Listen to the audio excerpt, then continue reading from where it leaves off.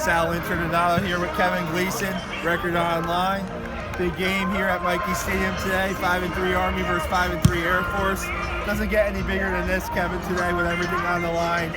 Army can get closer to bell eligibility, their first CIC trophy contention in 20 years.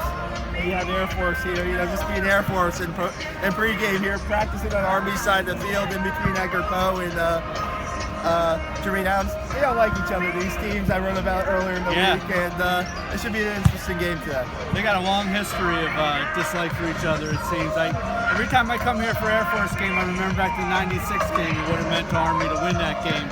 And I wonder if it is a little bit of the same buzz today, and if Army wins that game, if it's going to feel a little bit like it felt that day in '96 when they won. I think it was 23-7 when they jumped into the stands to celebrate it with the Corps.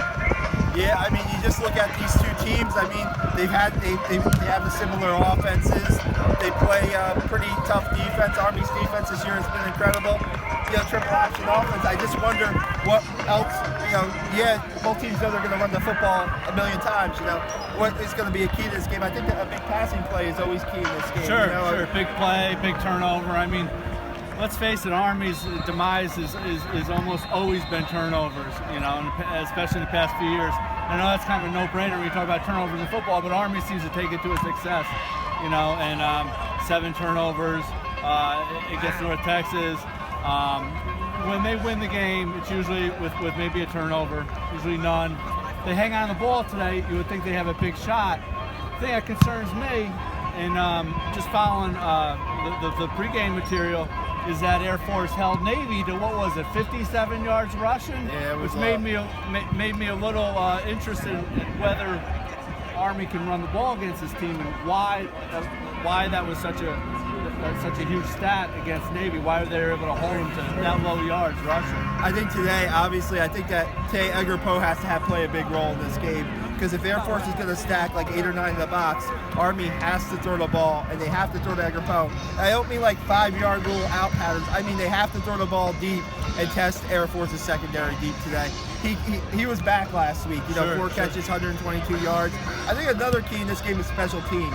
Army's special teams has been rocky all year long, and they have to play perfect special teams today. If they got to make field goals, they got to cover kicks, they got to protect punts, and they maybe even get a punt block. They have to make a play on special teams today for me to think that they're going to have a good shot. I think their defense will keep them in the game. They've been playing tough all year long. 6 of the 8 games, 14 points are under for opponents. This may be the best Army defense collectively that we've seen in a long time. Now this is the game where they can show off again like last week against Wake Forest. That's just it. They just hang on to the ball, and the kicker hopefully will incur the Times Square record jinx after you wrote about him. They need to make those, like you said, those 25, 30, 35-yard field goals instead of, finishing those time-consuming drives with no points on the board. So, yeah, like you said, field position, the kicker, punting.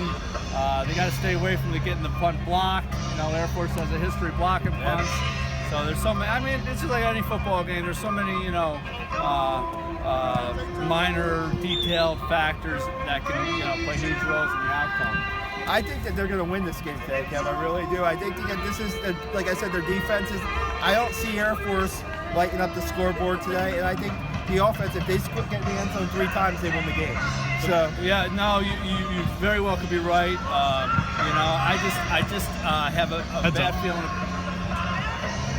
As the ball comes shooting toward our heads, I just have a bad feeling about turnovers with this team. It seems like in big spots, big games, it's really come back to bite them. But again, they hang on to the ball today, they win. That's it. We'll take a look at our coverage all over recordonline.com and our Twitter accounts at Sal Internado, Kevin Gleason 845. We have coverage of the game, lots of video afterwards. Thanks for joining us, guys.